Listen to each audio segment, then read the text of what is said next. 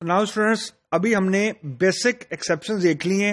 Basic exception से मुराद ये थी सिंगल ब्लॉक एक्सेप्शन, यानी हमारा बिगिन ब्लॉक एक ही था और उसके अंदर हमने एक्सेप्शन का जो सेक्शन था उसके अंदर एक या एक से ज्यादा या अदर्स की मदद से हमने एक्सेप्शन हैंडलिंग की, एक्सेप्शन को हमने कैच किया।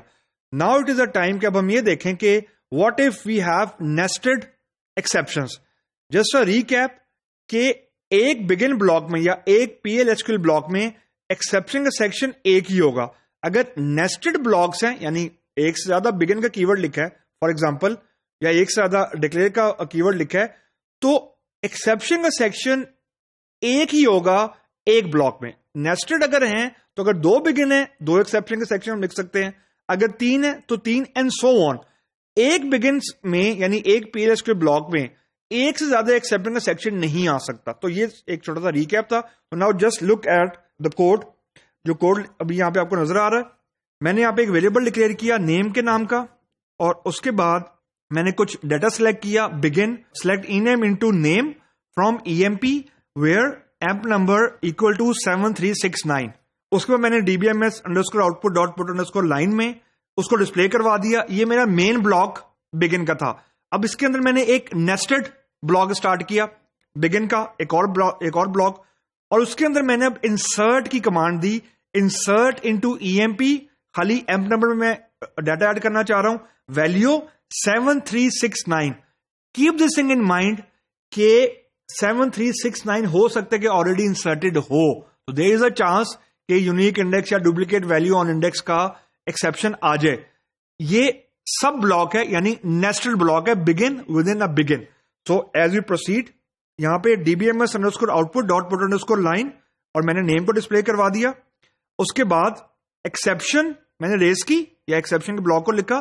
उसके बाद मैंने लिखा when duplicate underscore value underscore on underscore index, यानी अगर यूनिक की का कॉन्स्ट्रेंट वायलेशन हो रही है देन DBMS करवा दो duplicate values in inner block. हम इनर ब्लॉक में हैं। व्हेन अदर्स, यानी अगर डुप्लीकेट वैल्यू वाला एक्सेप्शन रेज नहीं होती, कोई और एक्सेप्शन रेज हो जाती है, तो व्हेन अदर्स में मैसेज डिस्प्ले करवा दें इन inner block and SQL code, जो भी उसका कोड था वो डिस्प्ले हो जाए। और फिर आखिर में मैंने एंड लिख दिया।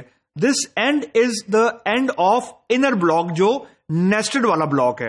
तो जस्ट टू समराइज, नेस्टेड वाले ब्लॉक में मैंने डुप्लीकेट वैल्यू ऑन इंडेक्स, यानी यूनिक की वॉलेट हो रही है या प्राइमरी की वॉलेट हो रही है, उसकी मैंने एक्सेप्शन सिर्फ कैच की है नेस्टेड ब्लॉक में।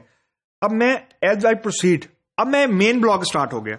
Exception when no underscore data underscore found, then message display करवा दिया कि no data found in outer block, and when others then DBMS underscore output जो भी थी unknown exception.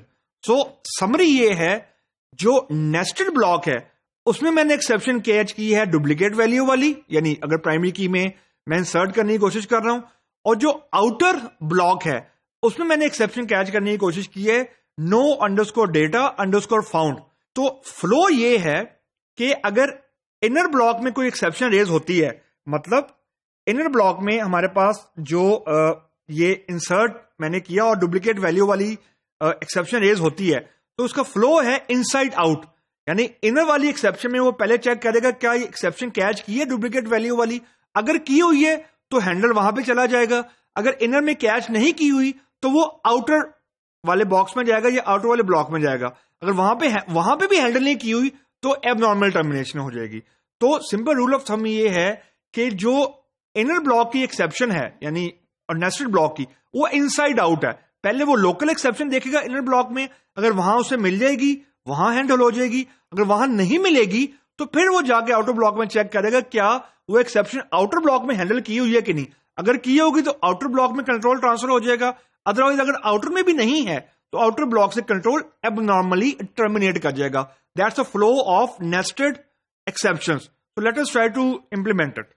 So here is my editor. So let me bring this chunk of code to the editor and let's see how it will behave and what it will do. We will try to just play around with this code also just to see कि किस वक्त कौन सी exception raise हो रही है and what happened if we change certain condition and so on.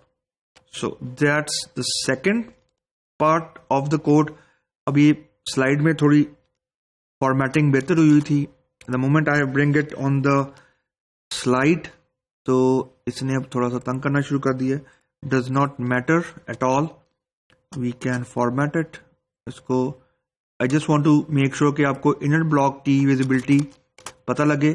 तो ये inner block में DBMS है. उसके बाद जो लास्ट स्लाइड है it is referring to the outer block. So the moment I will bring this code here, तो ये आउटर ब्लॉक में मैंने देखने से मैंने कहा था कि आउटर ब्लॉक में सिर्फ मैंने हैंडल की हुई है नो डाटा फाउंड की, और इनर ब्लॉक में हैंडल की हुई है ये व्हेन डुप्लीकेट वैल्यू वाली. तो let us try to run this code. Ideally तो कोई एक्सेप्शन नहीं आनी चाहिए, लेकिन अगर आ गई है तो ये क्या करेगा देखते हैं. अब पहले उसने एरर पहन दी है, प्रोबेबली ये कोई स्प्रिंग लिटरल का एरर है जो ये फेंक रहा है. तो okay, this one, this thing. So let me rerun this code and let's see के what it will do. तो कोड रन हो रहा है this way around. Okay, Smith उसने डिस्प्ले किया and duplicated value in inner block. अब Smith कहां से डिस्प्ले हो रहा है? This Smith is coming from this DBMS यानी मेन वाला. मेन में मैंने जो सिलेक्ट की क्यू रन की थी उसकी में 7369 के अगेंस्ट ई नेम में स्मिथ था, वो कॉपी हो गया नेम में, वो यहां डिस्प्ले करवा दिया. इनर ब्लॉक में कंट्रोल आया, उसने एक रो इंसर्ट की 7369 वाली, वही रो जो मैंने ऊपर रीड की थी. इसका मतलब है डाटा ऑलरेडी मौजूद था. यहां पे एक्सेप्शन रेज हुई यूनिक की वाली यानी डुप्लीकेट वैल्यू ऑन इंडेक्स वाली. यहां से कंट्रोल यहां पे ट्रांसफर हो गया when duplicate value on index, और यहां से ये मैसेज आ गया duplicated value in inner block. और उसके बाद अब देखें जो कंट्रोल है वो नॉर्मली टर्मिनेट कर गया. मतलब सबसे पहले उसने चेक किया इनर वाले ब्लॉक में यानी इनर वाले बिगिन के अंदर अगर ये एक्सेप्शन कैच की हुई है when duplicate value on index, तो यहां पे कंट्रोल आ गया और ये मैसेज डिस्प्ले हो गया. अगर यहां पे हैंडल नहीं की होती फॉर एग्जांपल, तो it should be looking to its outer block. ये नेस्टेड एक्सेप्शंस का फ्लो है, इसको हम इनसाइड आउट बोलते हैं कि पहले इनर ब्लॉक की एक्सेप्शन चेक होती है इनर ब्लॉक में. अगर वहां उसको एक्सेप्शन मिल जाती है, अगर हैंडल हो जाती है, तो वो मेन आउटर लूप में नहीं जाएगा.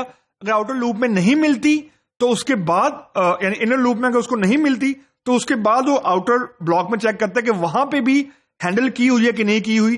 तो वहां पे हमने हैंडल करने के लिए व्हेन अदर्स लगाया हुआ था, तो इस जस्ट टू मेक श्योर कि अगर इनर बिगिन में उसको एक्सेप्शन हैंडलिंग नहीं हो रही तो कोई भी एबनॉर्मल टर्मिनेशन ना हो. So this is all about the nested exception handling.